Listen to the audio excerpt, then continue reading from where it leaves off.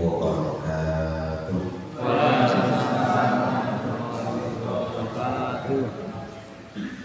Alhamdulillah, salatu wassalamu ala rasulillah habibina al-mustafa ibn abdillah wa ala alihi wa sahbihi wa man sara ala nahjihi ila yaumil qiyamah, amma ba'du. Rabbi shrah li sadri wa yassir li amri wahlul 'uqdatam min lisani yafqahu qawli. Rabbi zidna ilma warzuqna fahma, amin amin ya rabbal alamin. Ma'asyiral muslimin rahimakumullah, alhamdulillah, puji balasan syukur wonten dalam Allah Subhanahu wa taala pilih dari menika panjenengan sedaya alhamdulillah kesih pinaringan kesempatan, kesih pinaringan kesehatan, langkung-langkung kesih pinaringan kaistiqomahan. Semacam toh dijawab menika alhamdulillah anti iman kula panjenengan sedaya menika kita dipun kawenaken dening Allah Subhanahu wa taala saged njangkah nggih wonten masjidipun Allah Subhanahu wa taala kanthi niatan ibadah, kanthi niatan nindakake kewajiban kula panjenengan sedaya inggih menika salat maghrib kanthi berjamaah. Mugi-mugi napa ingkang kula panjenengan sedaya sampun lampahi menika dipun catet dening malaikat kanthi amal saleh. Allahumma amin. Para hadirin dipun muliakan dening Allah Subhanahu wa taala. Punapa kok wonten ing syariat Islam menika kula panjenengan sedaya dipun perintahaken khususipun kagem tiyang jalan. Nggih, tiyang setri hukume boleh angsal dan kita tidak boleh melarang. Betul ya, tapi bagi laki-laki niki hukumnya wajib yen boten enten undur utawi boten enten pamanan sanesipun. Betul ya. Napa laki-laki Allah Subhanahu wa taala ngendikan la tamna'u, ya, kita tidak boleh melarang orang itu menggak ibu-ibu yen badhe tumut sholat jamaah ten masjid. Ada ya. Bahkan Harun Umar bin Khattab radhiyallahu anhu niku nggih nate ditangati kalih putrane Abdullah bin Umar. Bu, sampeyan kudu di masjid terus ada lima waktu di masjid wae. Padahal bapak ini kan ora seneng sampeyan kok metu omongan. Ngoten nggih. Apa kata ibunya? Ben wong ora entuk larang, pokoke aku tetep ning masjid sampai ra entuk karo pakmu. Ngoten nggih. Lah itu terus ditakoni kalih kae Umar bin Khattab radhiyallahu anhu, Pak. Lah kok ibuke ora tau dengan penggato yang arep ning masjid padahal sampeyan iki ora seneng yen ibu iki kok entuk kok omah. Apa kata Umar bin Khattab radhiyallahu anhu? Lah ora entuk karo kanjeng Nabi kok lah piye urusan. Jadi tidak boleh, meskipun Umar bin Khattab itu tidak suka kalau istrinya banyak keluar rumah, tapi kalau berangkat ke masjid Umar bin Khattab itu yura wanita ini. Kenapa? Karena kanjeng Nabi itu menghentikan ojo pisan-pisan larang kejaba yen enten madhorote. Napa madhorote misal kados biyen juga napa koron-koron iki. Nah itu terus akhirnya kita terus coba menjejek kahanannya kayak orang, atau kemudian udahnya terus banget mau jadi menjejek terus ngomong wae, misalkan begitu kan, baru boleh kalau ada alasan salah. Nah kembali ke ini tadi para hadirin, kenapa kok kemudian di dalam syariat Islam diperintahkan untuk berangkat ke masjid? Ada hadis Rasulullah SAW yang mengatakan barang siapa yang melaksanakan sholat jamaah di masjid maka dia mendapatkan 27 derajat. Jamaah di rumah satu satu itu yang diambil, satu kalau sendiri. Kalau sholat jamaah berapa di rumah? Wah, kalau sholat jamaah di rumah 25 derajat. masjid 27 derajat. Boleh tidak kita sholat jamaah di rumah? Boleh. Ini kalau ketika ada uzur. Ketika ada uzur. Salah satu yang diperbolehkan oleh para ulama itu misal jenengan bapak kula bojone. Ada nggih? Ojo terus baru tinggal. Kapatir kok gimana? Kapatir singgur-singguran. Ada nggih? Nah, jenengan imam Ada nggih? Kenapa kata Rasulullah sallallahu alaihi wasallam ketika kita dalam kondisi marah wudu sholat.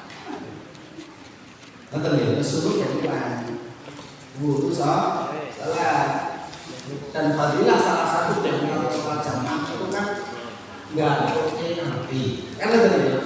Salah satu fadilah daripada sholat jamaah diantaranya adalah nggak nanti sisi-sisi. Orang mungkin ketika jenengan imami Allahu Akbar terus ini jangkok itu. Ya tetap Allahu Akbar. Ketika jenengan wala dijawab oleh jawab. Nah, jangan mungkin kamu mundur tapi kita berharap ketika kita sujud adalah yang Allah sing benar mampu jadi salah. Kan ada ya? Boleh sebagai ulama itu kenapa? Karena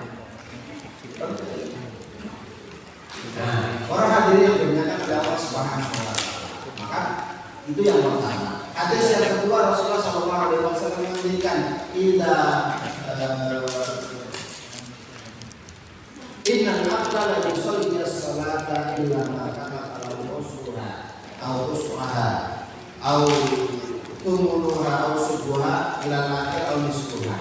Kata Rasulullah sallallahu alaihi wasallam ketika ada seseorang untuk melaksanakan sholat jamaah atau sholat sendirian, maka setelah dia mulai takbir dan kemudian selesai ditutup dengan salam, ada di antara mereka yang dapat pahala 1/10. Bintang 1/10 27. Betul-betul kalau 10 dan 2,7. Nah tadi ketika itu jamaah memiliki 2 sak, 3 sak, itu mau sholat jamaah salam Allahu Akbar itu salam assalamualaikum itu enten sing kecatat ansal 2,7. Nah kalau saged ngatur Allahu Akbar karena itu bukan mau piye kayak mau ketek terus buku kalimat apa wae sekali ini nganggo terus ada orang yang ketika selesai sholat jamaah dia mendapatkan 2,7. Dan luwe akeh ini baru sholat dhewe. Sholat dhewe satu yang rusuk. Terus modelnya rusuk itu tahu. Siji poros kita ketemu nih 0,1 lah ya luput. Ngerti ya? Wis sholat dhewe ora rusuk. Sholat dhewe sak kusuk-kusuke niku mawon kapun sing kalah kali sing sholat jamaah ora pakai mila boleh sholat jamaah apa jamaah. Apalagi kemudian kita berangkat ke bagaimana ini. Nah terus jangan panik pun jangan panik di bagian ruang.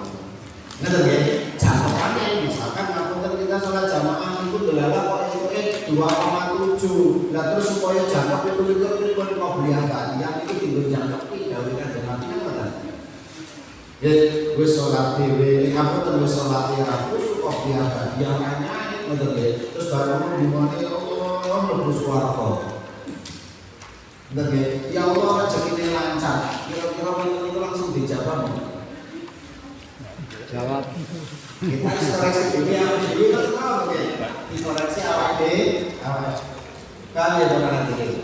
Kenapa nanti pentingnya kemudian kita sholat jamaah di luar. Itu yang kedua. Yang ketiga kalau tanggal, ketika dengan sholat di rumah, sholat wajib, nyai kok dia bagian betul. Ketika kita di masjid naik kalau betul, naik perbekacannya kalau sholat kalau sholat jangan main mana itu sholat. Tapi pasti kita kan kita ada sholat naik betul.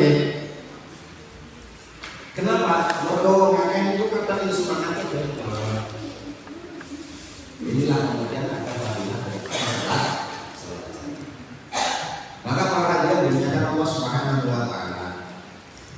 Kemudian Rasulullah SAW bersabda di dalam salah satu hadisnya, ketika ada seorang muslim tawaddaa fa ahsana wudu'ahu, dia wudu dan menyempurnakan wudunya dari wajib dan yang sunnah. Ya benar. Fardhu wudu yang penting. Rumah. Kan fardhu wudu yang penting. Nah, satu. Dan niat kedua. Basuh tangan. Basuh tangan. Basuh tangan atau cuci tangan? Berbelakang. Ya tadi saya gagal. Jadi yang kedua basuh wajah, yang ketiga Mundur. tangan, yang keempat musah kepala, yang kelima kaki, yang keenam urut. Fardhu wudu iku 6. Niat, muka, tangan, kepala, kaki, urut. Di dalam kitab Safinah yang panjenengan ora pun disebut fardhu pun disebut sunnah wudu mboten sah. Lalu dhewe wudu kan kita tahu nih. Ya, ini gini, kita wudunya sudah disebut fardhu disebut wajib terus bingung. Kenapa kita harus hafal yang fardhu? Karena ketika jenengan luput sing sunnah wudunya kesisa. Betul ya? Tapi kalau yang fardhu niku ra itu luput. Betul ya? Sing fardhu boten asal luput kadu sempurna supaya wudunya dhewe sah karena fardhu. Nah, kembali ke sini tadi hadis Mamin muslimin tawaddaa fa ahsana wudu'ahu. Ketika ada seorang muslim yang kemudian dia berwudu dan menyempurnakan wudunya baik yang wajib maupun yang sunnah, sempurna dari wajib maupun yang sunnah. Ata masjidan min masajidillah, kemudian dia berangkat ke masjid. Tapi wudunya itu seperti apa? Di rumah, di kantor. Wudu terkecil asal betul. Tapi wudu di rumah itu lebih afdal, lebih langsung saya. Kita dari rumah wudu dulu. Betul ya? Ada masjid min masajidillah ta'ala illa kana zairan billah, kecuali dia terhitung ziarah kepada Allah Subhanahu wa taala. Jadi kita berangkat ke masjid dulu diniati juga ke masjid itu kita terhitung ziarah kepada Allah, mengunjungi Gusti Allah. Kenapa? Kalau kita pengen ketemu dengan yang punya rumah ya kita datang. Betul ya? Kalau kita pengen ketemu dengan yang punya rumah ya kita datang. Sedangkan masjid itu rumahnya Allah, kita datang ke masjid itu berarti kita pengen ketemu dengan Allah. Ketika kita ketemu dengan Allah, otomatis panjenengan nyuwun, kita doa, kita butuh dan macam-macam. Ngerti nggih? Didengar. Apakah di luar tadi didengar? Tapi ketika kita datang, ngerti nggih? Begitu juga ketika kita punya butuh sama Allah, maka adabnya kita datangi Allah di mana? Ada masjid. Kita datang ke masjid. Maka ketika kita butuh dari rumah sempurna berangkat ke masjid, maka kita seperti ziarah atau mendatangi Allah Subhanahu wa taala. Dan apa kata Rasulullah? Wa haqqun 'alal mazur ayyukrimaz zair. Maka haknya orang yang bertamu itu haknya orang yang bertamu itu dimuliakan. Kita ini tamu di rumahnya Allah dan kita akan dimuliakan. Maka fadilah atau kemuliaan yang tidak ke masjid itu banyak sekali. Kenapa? Yaitu aku disuguhi kalian muslim. Suguhannya nopo ganjaran pahala. Suguhannya nopo ganjaran atau pahala dengan kita datang ke masjid. Barangkali Umar bin Khattab radhiyallahu anhu, Ibnu Umar bin Khattab radhiyallahu anhu ngendikan Rasulullah sallallahu alaihi wasallam maring dawuh idza dakhala muslimah masjid. Ketika ada seorang muslim itu kemudian dia masuk masjid dan kemudian berdoa, berdoa ketika masuk masjid. Apa doanya? Allahumma ftahli abwaaba rahmat. Enten tambahan itu. Oke, disukani. Udah baik. Kesannya mungkin sih buatan hafal itu mouse. Oke, ketika keluar juga dikasih tulisan Allahumma ftahli abwaaba rahmatik. Maknanya apa? Allahumma Gusti Allah iftahli panjenengan buka sak jembar-jembare kagem ingsun abwaaba pintu utawi lawane rahmatik niku rahmati panjenengan. Maka ketika kita masuk masjid, maka pintu rahmatnya Allah akan dibuka seluas-luasnya untuk kita selama kita berada di panjenengan untuk masjid bahwa awet sadurunge sholat maghrib sampai detik sampai nanti sholat isya niku masya Allah. Kalau diri mertamu kali Gusti Allah. Dia rahmat Gusti Allah dibuka sak jembar-jembare kagem kula panjenengan sedaya Allahumma amin. Wa anta fasalillahi alaika, maka kata Rasulullah sallallahu alaihi wasallam, wahai orang yang masuk ke masjid dan berdoa, Allah Subhanahu wa taala itu mengucapkan salam kagem kula panjenengan sedaya. Betul. Ngapunten paling bahasanya jenengan titipi salam kali Pak Bupati. Teman-teman. Ustaz biar kepada kok ngerti Pak Bupati titip salam kanggo. Kan ngene. Apalagi ini ngapunten sing titip salam niku Mas Bupati ning Gusti. Kan kita punya teman lama dan ketemu ngerti-ngerti terus teman kita titip salam kita wae dhewe. Masya Allah, kan aku cilik bakal kan ada nih. Hanya sekedar titip salam, biar titip salam nih, titip. Ini mau semuanya hal baru nih. Dan titip salam kau setri. Oh betul. Saya tambah senang. Gitu deh. Apalagi kemudian yang titip salam adalah Allah. Maka ketika kita masuk ke masjid, kata Rasulullah SAW dan kita berdoa, Allah titip salam buat kita. Kata Rasulullah SAW. Waqad ji'ta, kata Rasulullah SAW. Kenapa Allah titip salam buat kita? Karena Rasulullah mengatakan waqad ji'ta bi ahsanil kalam, karena kamu masuk ke dalam masjid itu dimulai dengan perkataan yang bagus atau zikir doa. Kata dia, ini fadilah yang pertama orang ini. Kenapa kemudian kita harus berangkat ke masjid? Betul ya, eman. Kalau setiap hari kita 5 kali, otomatis 5 kali kita diberi salam Gusti Allah, dan 5 kali kita dijamu sama Allah Subhanahu wa taala. Kan ada ya? Orang hadirin yang dimuliakan oleh Allah Subhanahu wa taala. Kemudian Rasulullah sallallahu alaihi wasallam ugi ngapaniku ngendikan kharaja alaina Rasulullah sallallahu alaihi wasallam suatu Rasulullah sallallahu alaihi wasallam itu keluar njuk jagongan bareng kali para sahabat.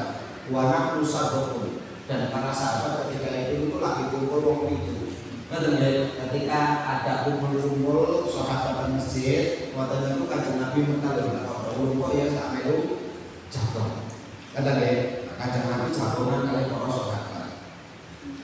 Lajeng kanjeng Nabi takon hal tadruna maqala rabbukum.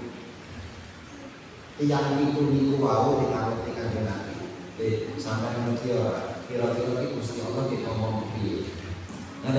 Gusti Allah ini ngomong ngendikan apa nek Gusti Allah. Maka kulna para sahabat itu niku jawab Allah wa rasuluhu a'lamu dan Nabi lan niku jenengan sing ngertos timbangane. Qala fa inna rabbukum yaqul, Gusti Allah ki ngendikane ngene. Man tahhara fi baitihi, sapa wonge sing wudu saka omah. Barang siapa yang berwudu dari rumah, thumma masa ila shalah, kemudian dia berangkat ke masjid dengan jalan kaki. Berarti yang mungkin terakhir ini. Itu insyaallah saya khawatir. Betul nggih? Betul ini sahabat tidak ke masjid itu ya numpak jalan, numpak unta, betul nggih? Enten insyaallah katut. Hitungannya ora bakal luput, tetap hitungan jangka. Betul nggih?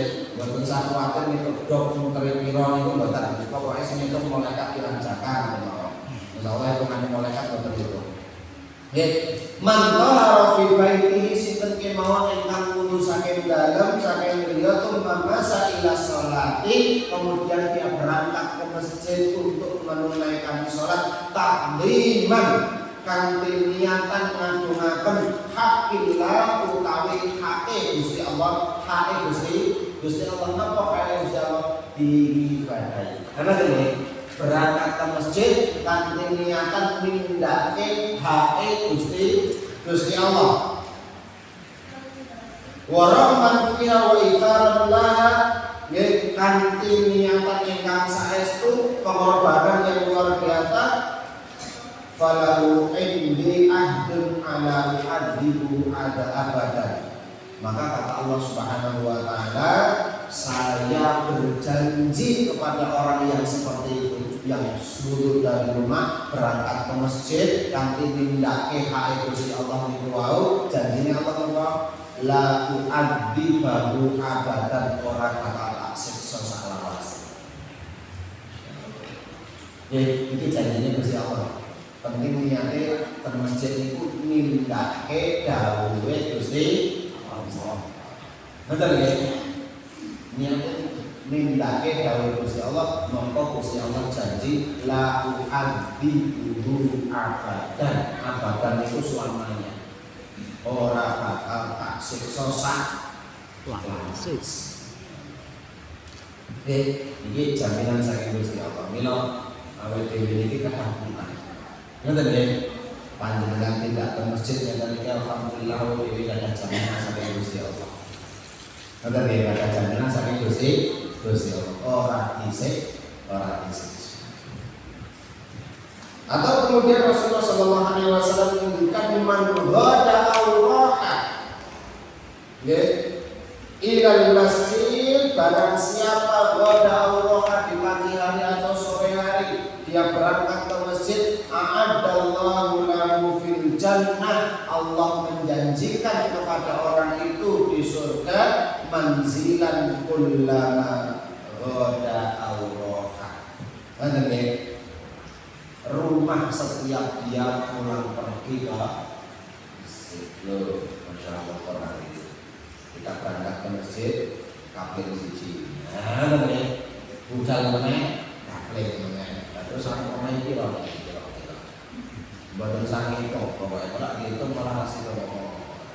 Wis pokoke bismillah budal ke masjid nindake dawuhe Gusti Allah. Ada nggih perkara sesuk kepiye pun urusane Gusti Allah. Percaya kali Gusti Allah. Mari bahasa dengan nyambut damel percaya bakal dibayar. Wis ora gagas bayar. Apa kan dibayar kapan sebenarnya aku nyambut.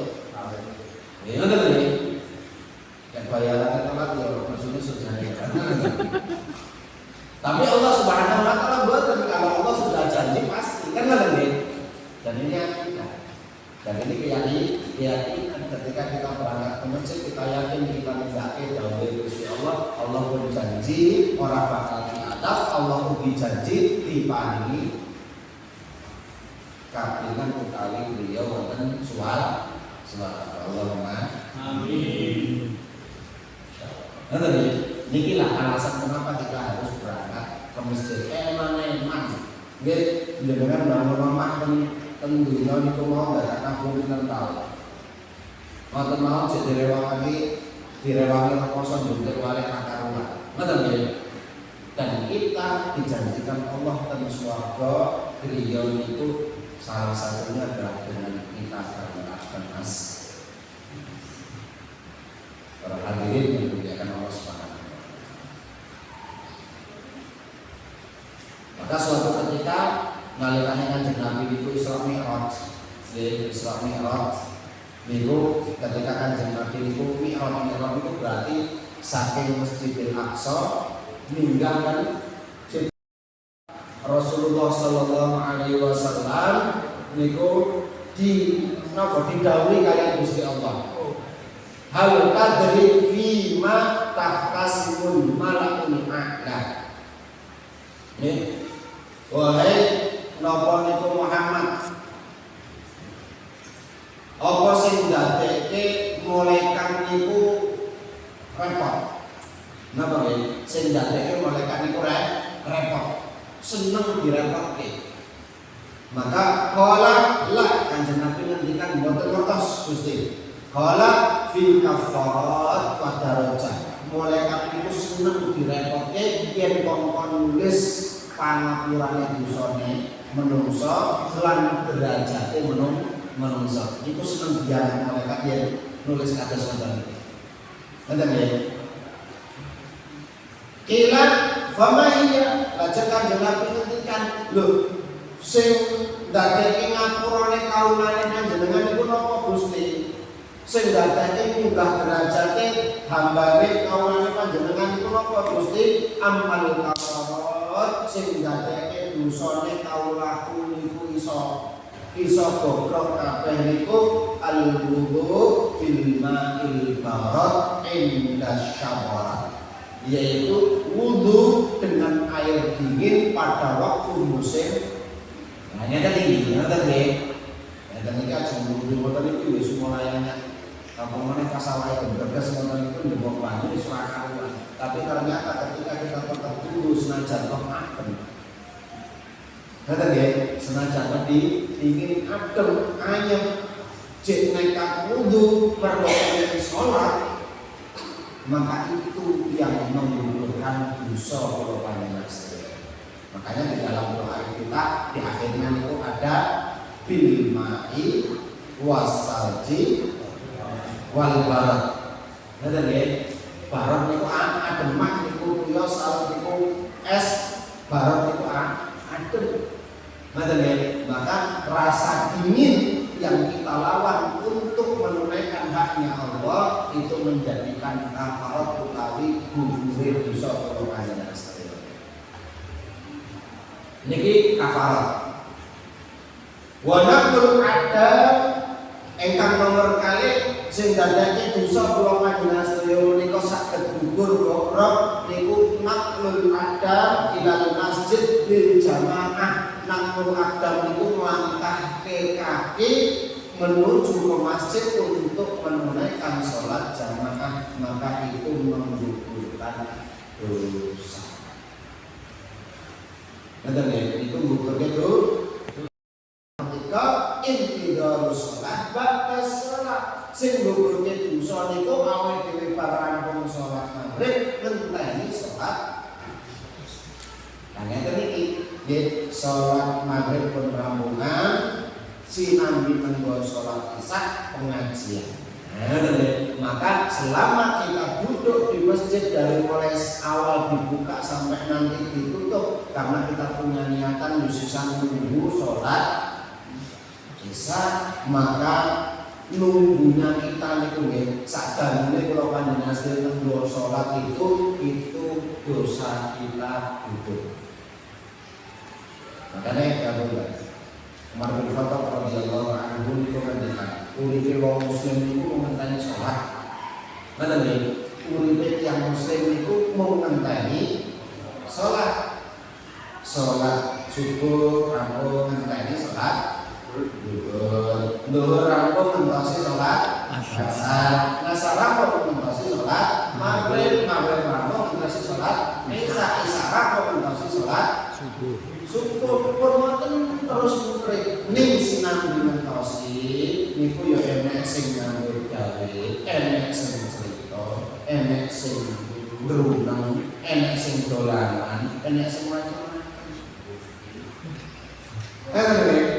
Tapi wong muslim itu uripe antara sholat dengan sholat ngenteni sholat. Ngoten nggih, lah senam ngentosi sholat itu padha-padha ngentosi, maka yang kita gunakan itu dengan baik. Gitu ya, kita gunakan itu dengan baik. Termasuk awake dhewe ngenteni mati. Kan ngoten ya, awake dhewe iki ngentosi mati. Lah, gandeng pondok boleh ngenteni lah kira-kira ngenteni ki apa? Nah, gitu kan ya. Ngentosi niku ajeng-ajeng. Kenapa? Karena dengan menunggu otomatis kita persiapan. Mengerti kereta ini budal.